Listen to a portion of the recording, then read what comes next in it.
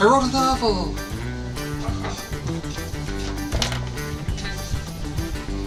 I should practice these things beforehand. I was supposed to swing around, but that's all right. Follow me on my journey. I'll get this started. Welcome to episode 2 of A Writer's Journey. In the last episode, I talked about the development of an idea to get started with. Today, I'm going to talk about what to do after that.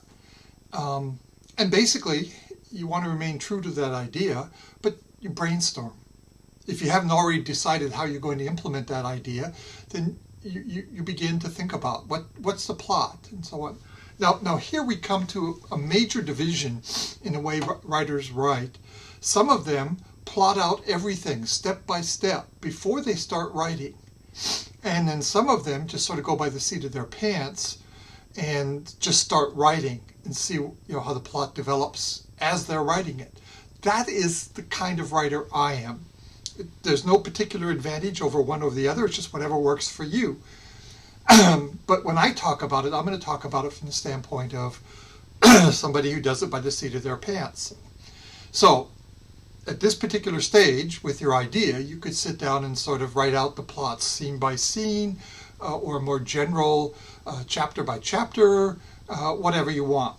For me, however, it was, let's start writing. I just couldn't wait to get going on this thing. So I, if you remember, the idea is what if Lazarus and all those that God has raised from the dead never die a second time, consistent with what Hebrews says? What would they be up to? And so my first idea was to write the journal of Lazarus.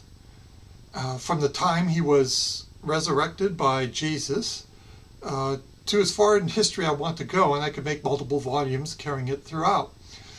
What I did do was then I sat down and I started writing.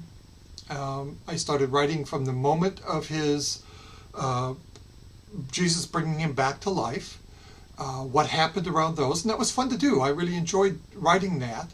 And then I started to write the next day and the next day encounter.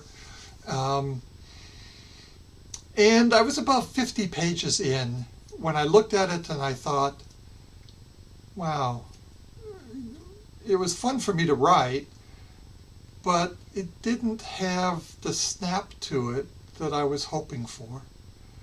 So I did something that I was to learn that I had to do many times throughout this process. I put everything I wrote aside and started over. And this time I decided, let's take Lazarus today, in modern day, and ask the question, what would he be up to today? And along with everybody else that Jesus raised from the dead. And so I assumed he'd be leading some organization behind the scenes to help mankind. And then I had to come up with an antagonist. And so I decided that Satan would be trying to stop him, and actually trying to stop all of mankind. So I tried to visualize how that would work. And I started like I did with before. I just started writing to see how this would go. And I hated the idea of giving up all the stuff I wrote about his diary and when he rose again. So I decided that I would embed in that a clue and try to work it out so that there's something important in Lazarus' journal, so I have to include it in the text of the novel.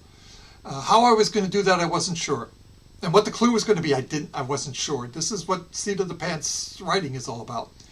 But I figured that that's what I would want to do. So I kind of laid that down, and I just started writing. I started writing with Lazarus being upset about the way things are going, and tried to figure out what was really bad about it and write that in as well.